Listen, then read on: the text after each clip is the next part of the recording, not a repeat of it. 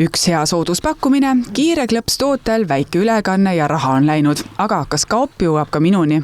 Tasub olla ettevaatlik, sest näiteks Tarbijakaitse ja Tehnilise Järelevalve Ameti mustas nimekirjas leidub praegu ligi 210 ettevõtet. Iga kuu lisandub sinna mitukümmend juurde. Kui on selline olukord tekkinud juba, et tõesti raha on makstud ja tooteid ei saa või saadetud tooted ei vastu kokkulepitule, siis alati muidugi esimene samm on ikkagi kauplejaga ühendust võtta.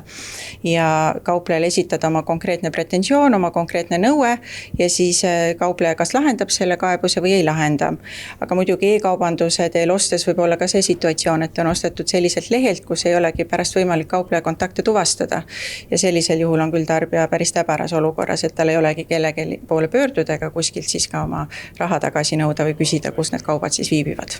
Järgmisel nädalal on järjekordselt esmaspäev, siis on parimate pakkumistega väljas üle 320 kaupmehe. Kuivõrd siis on näha seda ostukäitumist inimestele, et oodatakse seda päeva ja siis shopatakse?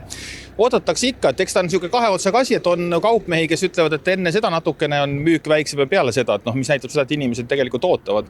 Ma pean pattu tunnistama, et ma isegi ootan. Päris mitu asja tahaks sel päeval osta, kuna saab soodsamalt. Kelmid ei oota ka ainult esmaspäeva. Nemad tegutsevad kogu aeg ja üha rohkem internetis.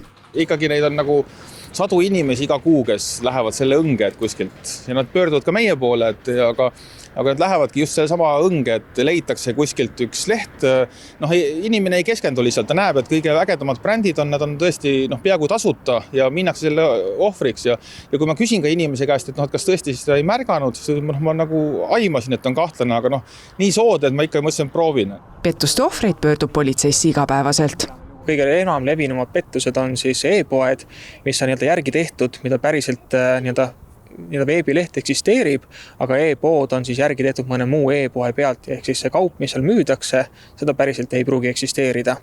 Ja need tänapäeva e-poed on tehtud väga-väga kvaliteetselt järgi, ka eestikeelsed, aga see ei tähenda seda, et see e-pood reaalselt eksisteeriks. Kes arvab, et musta nimekirja satuvad ainult e-kauplejad, see eksib. Sealt leiab väga erinevate valdkondade ettevõtteid, remondifirmad, automüüjad, meelelahutajad. Seega tasuks sinna kindlasti piiluda enne igat suuremat väljaminekut.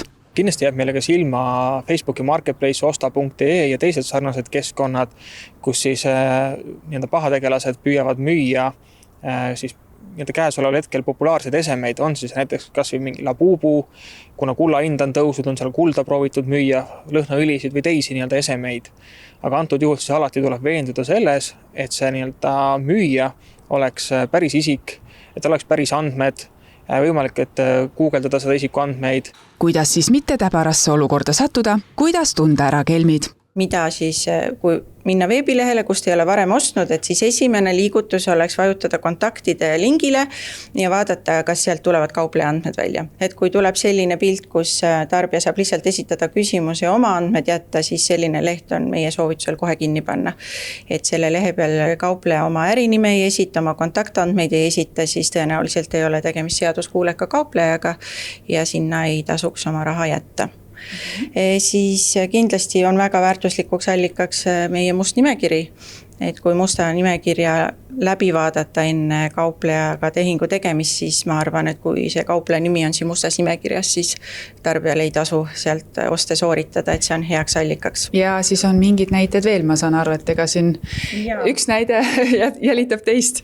Et meie soovitame ka äriregistrisse pilgu peale heita, et seal tegelikult näeb siis, selleks peab muidugi olema teada selle kas e-poe või siis teise kaupleja ärinimi, et selle järgi saab siit vaadata, kui ikkagi ühel e-poel on näiteks väga suur maksuvõlgnevus ja muud täitmata kohustused, siis see vast on ka signaaliks, et see ei ole kõige parem koht, kust kaupu või teenuseid osta.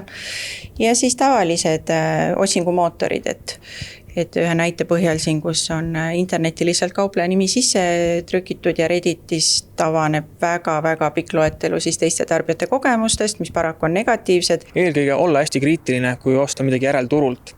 Võimalusel valida see variant, et saada kaup käes kätte, ehk siis kui see kauba kätte saamine on, siis veenduda, et see on see, mida klient osta tahab ja siis see raha üle anda. Ehk siis kõik võimalikud pakiautomaadid võimalusel välistada, sest mine tea, mis sealt paki sees tuleb. Ja mis kõige tähtsam, alati tuleb meeles pidada, kui miski tundub liiga hea, et tõsi olla, siis enamasti ongi see liiga hea, et tõsi olla.